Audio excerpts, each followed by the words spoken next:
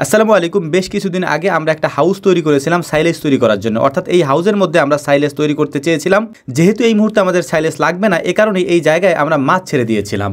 কিন্তু এই হাউসের মধ্যে মাছ ছাড়ার পর থেকেই যে সমস্যাটার সম্মুখীন আমাদের বেশি হতে হচ্ছে সেইটা হচ্ছে কয়েকদিন পর পর এটার পানি একেবারে নষ্ট হয়ে যায়। এর পাশাপাশি এই পানি থেকে প্রচুর পরিমাণে দুর্গন্ধ ছড়ায়। আপনারা দেখতেই পাচ্ছেন এই পানিটার কালার একেবারে কালো কুচকুচে হয়ে গিয়েছে। তো এখন আমাদেরকে যেটা করতে হবে, এই পুরো পানিটাকে আমরা বের করে ফেলবো এবং এখানে নতুন করে আবার পানি দেওয়ার চেষ্টা করব। এর পাশাপাশি মাছগুলিকেও আমরা এখান থেকে আলাদা করে রাখবো। পানি দেওয়ার পরে মাছগুলিকে এখানে পুনরায় ছেড়ে দিব।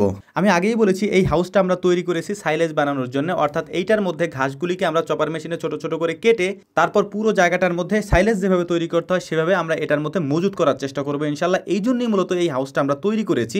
কিন্তু সাইলেজ যেহেতু আমরা আপাতত তৈরি করছি না, যে কারণেই আমরা এই জায়গাটাকে প্রতীত না রেখে এটার মধ্যে মাছ ছেড়ে দিয়েছিলাম। কিন্তু এই মাছ ছেড়ে দেওয়ার পর আমরা একটা বিড়ম্বনায় পড়েছি, যদিও মাছ ছাড়ার কোনো প্ল্যানের জন্য আমরা এটা করিনি। তো যাই হোক, আমরা পানিটাকে বের করে দিচ্ছিলাম এখান থেকে। নতুন পানি আমরা দেওয়ার জন্য মেশিনটাকে প্রস্তুত করতেছিলাম। মেশিনের পানিটাই আমরা ওখানে দেওয়ার চেষ্টা করব। আর এই মেশিনের পানিতে প্রচুর পরিমাণে আয়রন থাকে। এই আয়রন থাকার কারণে পানি দেওয়ার সাথে সাথে পানিটা ঘোলা হয়ে যায়। আমরা যখন এই মাছগুলিকে ছেড়েছি তার বেশ কিছুদিন পরে আমার মামা বায়োফ্লকে মাছ চাষ করার জন্য সুন্দর একটা বায়োফ্লক তৈরি করেছিল, যেটা আমি আপনাদেরকে দেখিয়েছিলাম। আজকের ভিডিওতে সেটাও আপনাদেরকে দেখানোর চেষ্টা করব যে আমাদের এখানের মাছ এত ছোট, কিন্তু মামার ওই বায়োফ্লকের মাছ কত বড় হয়ে গিয়েছে।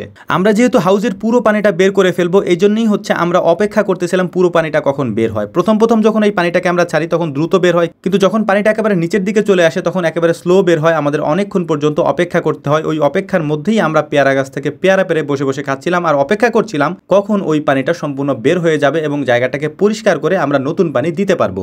এই পানির সমস্যাটা কেন হচ্ছে সেটা আমরাও বুঝতে পারছি না। এর আগে এই আয়রন মুক্ত করার জন্য আমরা অনেক চেষ্টা করছি, কিন্তু কোনোভাবেই সেটা করতে পারিনি। এর পাশাপাশি এই পানিটা যে কালো হয়ে যায় সেটার সমাধানও আমরা করতে পারিনি। তবে বায়োফ্লকের যে মাছগুলি চাষ করা হয়েছে সেটা একেবারে বাণিজ্যিক পদ্ধতিতে করা হয়েছে। আমি আবারও বলছি, বারবার এটা বলার চেষ্টা করছি যাতে আপনারা বিভ্রান্ত না হন। এই জায়গাটাতে মূলত আমরা এমন কোনোভাবে মাছ চাষ করিনি যেটা হচ্ছে একেবারে মাছ চাষ করার জন্য আদর্শ, কারণ এই জায়গাটা তৈরি করা হয়েছে সাইলেজ তৈরি করার জন্য। বিকালবেলা এই কাজগুলি আমরা শুরু করেছিলাম, এখন প্রায় রাত হয়ে গিয়েছে। আমরা রাতের মধ্যে এই কাজটাকে শেষ করে ফেলবো ইনশাআল্লাহ এবং এখানে পানি দিয়ে দিব নতুন করে।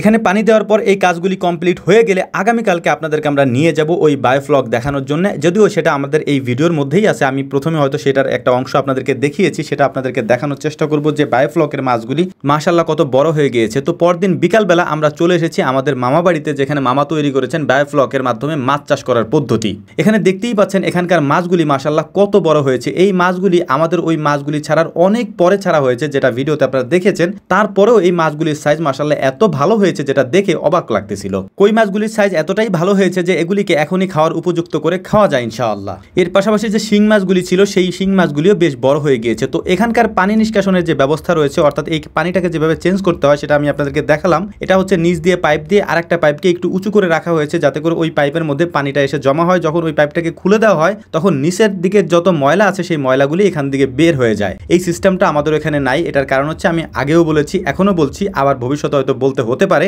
যে ওইটা আমরা মূলত সাইলেজ তৈরি করার জন্য বানিয়েছি, মাছ চাষ করার জন্য বানাইনি। প্রতীত পড়ে থাকবে, যে কারণেই আমরা ওটাকে মাছ চাষ করার জন্য আপাতত ব্যবহার করতেছি। তো আমাদের জন্য দোয়া করবেন। আসসালামু আলাইকুম ওয়া রাহমাতুল্লাহ।